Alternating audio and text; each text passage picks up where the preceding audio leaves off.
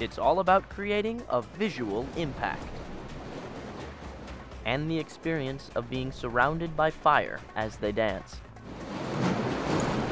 Inside a circle of flames.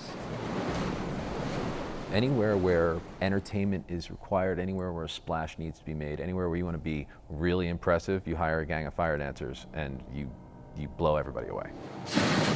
Blowing people's minds was the reason that led Julian Campolo into fire spinning, a rare and unique style of dancing that very few people do. It captivated him so much that he decided to become a performer with his troupe of dancers. I like to dance and make people say wow. When an audience walks by and sees a fire dancer, they can joke, they can laugh, they can point, but they can't look away. They can't stop watching it. And that's one of the things that draws me to performing it for other people. I can't stop doing it, so here we are. It drives me. What I like most about fire dancing, I get lost, I'm gone. I'm inside my circle. I just see fire all around me. I can't hear nothing. I'm there, I'm present. Not only are you in a trance inside that fire dancing, but you try to get your audience to feel the same way. And that's when the patterns and everything becomes more relevant. When you are fire dancing, you can't do anything else. You can't think about anything else. You can't talk to anyone really. It's all about you finding your own soul, your own spirit, and your own ability to transcend. There is an adrenaline rush when I'm in the center. There's something spiritual about the circles and the fire going around. You can't see very well because the fire is very bright. So you have two choices. You can either fight to stay outside, or you can just stay inside your own soul and just evolve. You don't exactly see the circles, but you see them going around. You don't see the detail, but you see them going around. And there is a meditative thing that happens when I'm doing it. It's beautiful, it's intense, it's addicting. Ready?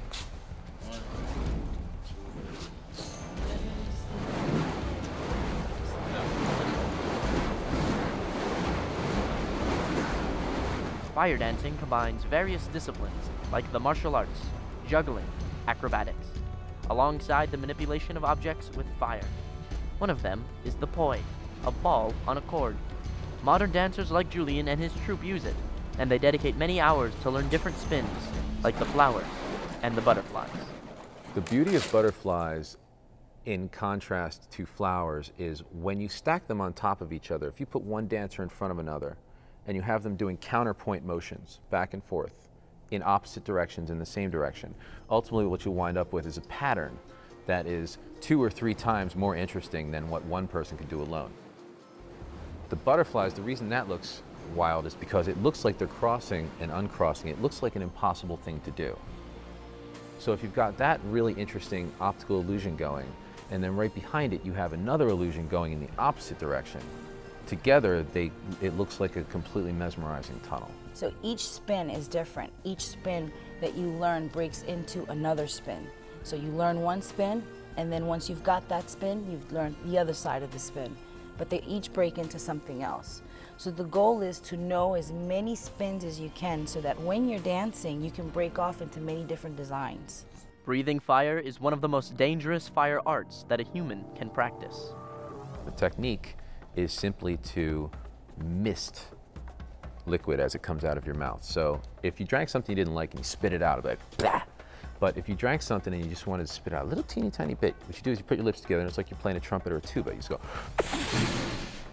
and what that does is it makes a mist, like deodorant spray. It makes a mist out of the fuel, and that mist can be easily lit. So what happens is you blow up, the fuel comes out, it catches, and once it catches, it'll keep itself going. And as long as I continue to blow out, it'll never come back to me. Other patterns are created with the staff spinning, which has evolved from the martial art forms. It's much slower and easier to follow than poi, so it's much more introductory. But at the same time, it's also got much bigger fire on each end. You start off slow, it's very alluring, it's very hypnotic. You're giving the audience a taste of what is to come later. There is choreography involved in fire dancing, but also plenty of room for freestyle. I have no idea what my next move is. I really don't plan my move. It just happens. I like to make sure that the patterns are very symmetrical, and I try to make sure that it looks beautiful to the audience. It's a mix of just everything that's in my head and whatever music is playing.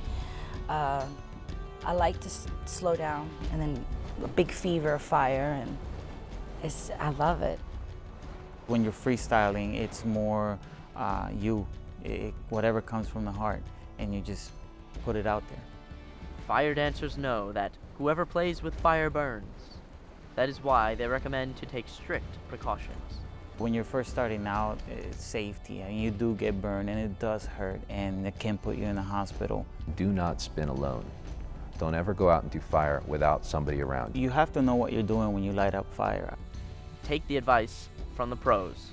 Use the right equipment. Make sure the fuel is not nearby. Dance with people and learn before you try. To learn more about fire dancing, visit firebythepalm.com.